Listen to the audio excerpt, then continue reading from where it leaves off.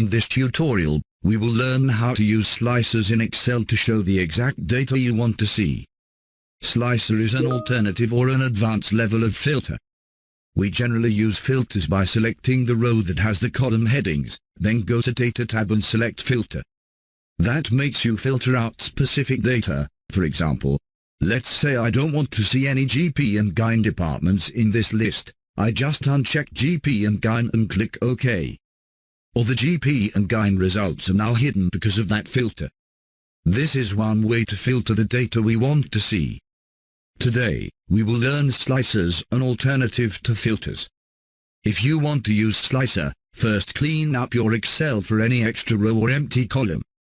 Then, turn the data into table. Click somewhere inside the data, go to Insert tab and select Table. Excel will guess the table based on data.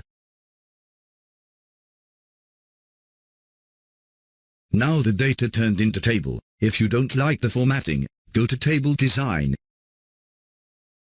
and pick different options. Next step, to add slicer to see the data more easily and more visually. All you have to do, click inside the table. Go to Table Design tab.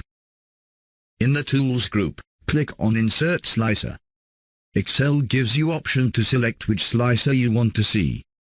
Select one or multiple and click OK. For example, I want to see Name, Specialty and Department only. Now I have 3 slicers.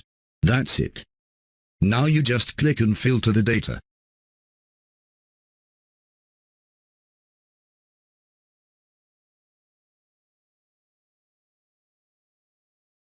Thanks for watching.